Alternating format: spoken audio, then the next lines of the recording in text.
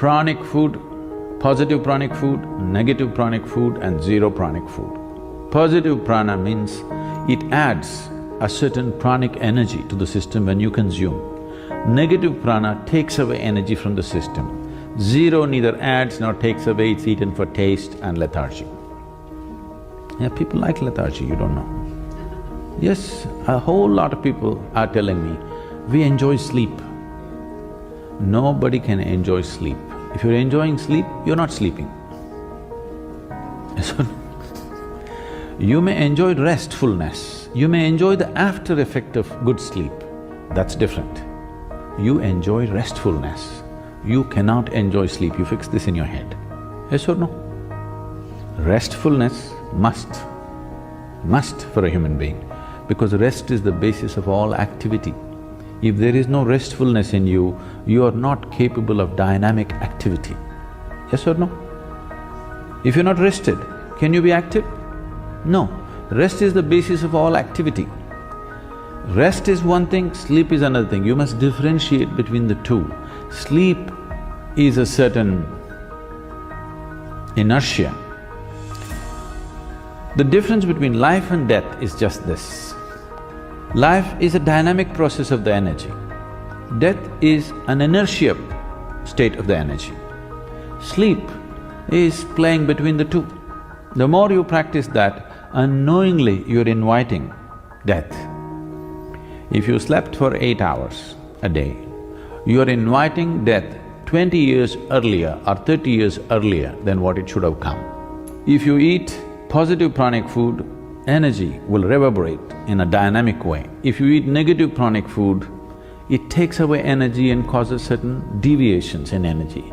If you eat zero pranic, it brings lethargy and maybe you can eat it for taste to some extent.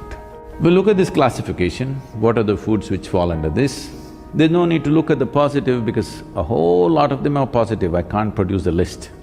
We look at the negative pranic list, it's a much shorter list, but unfortunately, it may be a list of all your favorite things too. And top of the negative pranic list is garlic. Garlic is a very powerful medicine.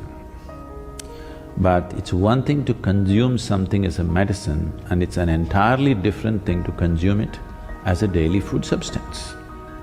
It has many medicinal qualities. In Ayurveda and Siddha, we use garlic in a very powerful way for specific ailments. But now your logic is, every day if I pop whatever medicine I can, I will be healthy. In Ayurveda, we say like this, every root, every leaf found on this planet has some medicinal quality. It's just that only a few we have learned how to use, others we are yet to learn how to use. Otherwise, every one of them has some medicinal quality if we are willing to pay attention and learn how to use them. So now if you want to be healthy, what you do is, anyway it's fall time, there's a lot of leaf. Just go and eat as much leaf as possible and also take up a few roots and eat it, you will be very healthy. That's not how it works. Something specific for a specific problem is different. Just generally consuming medicinal substances is a different game, isn't it? Garlic is a very powerful medicine if properly used. Daily consumption, no, because it plays on your nervous system big time. It is a very strong nervous stimulant. If you use garlic, your nervous system gets stimulated in a big way. Anything that stimulates nervous system holds you up for some time and then dumps you.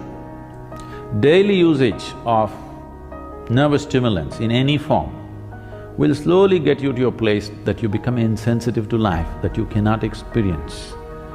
Now, you're holding dog as the ideal because he's more sensitive than you.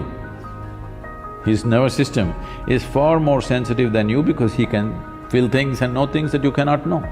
This is a higher design than the dog, isn't it so? Garlic, onion, asafoetida, green chilies. Oh, asafoetida maybe you're not used to it, it is something very commonly used in Indian cooking, it's a very strong stimulant. Coffee, tea. Tea means the caffeine tea is the tea.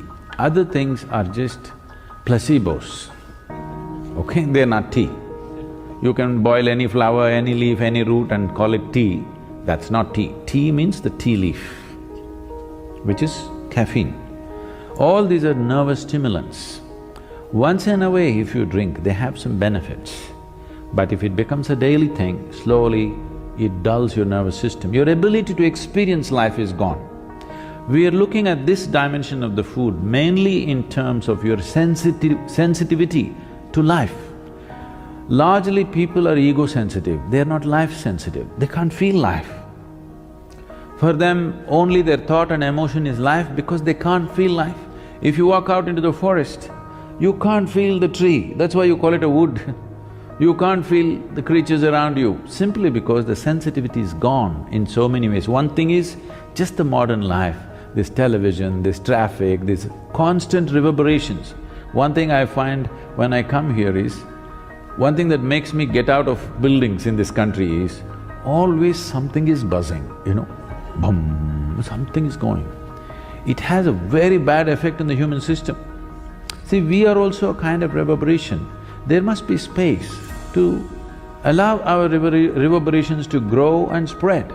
Now these machines have such powerful reverberation, constantly boom, something is going on. And on top of it, what we cannot hear, all these Wi-Fis and stuff, they are doing their own thing. Yes? In all this, there is no room for you to become life-sensitive. To sit here and be able to experience the whole universe takes a certain level of sensitivity. I'm talking about nervous stimulants in that context. You are lowering the possibility of experiencing life. See, for example, if you just touch this, not everybody will feel just a touch the same way. Do you know this? It depends on how sensitive your system is. If you feel this, you can know many things if you're willing. So I'm not a coffee hater, all right? But what I am saying is, a cup of coffee should not determine the quality of your life. By choice, you drink today, tomorrow you walk away, it's fine. If it's a compulsion, if I don't drink my coffee, my day is ruined, then you have to do something about it. Yes? I'm only talking about this. The only parameter is, are you moving towards freedom or are you getting enslaved in some way? With a cup of liquid, you shouldn't get enslaved. Yes?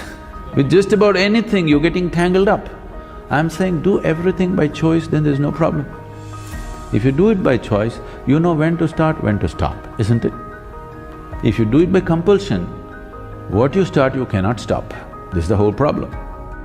It's not like you become a fanatic, I don't eat this, I don't eat that, I eat this, I don't eat that. Don't become a food fanatic. It's just that eat by choice. Every meal must be by choice. Not that you've decided, this is what you will eat and this is what you will not eat. Don't make food into religion, it is not. It is a choice. And the choice should be according to the needs of the body, not according to social needs, not according to cultural needs, according to the needs of this body, isn't it?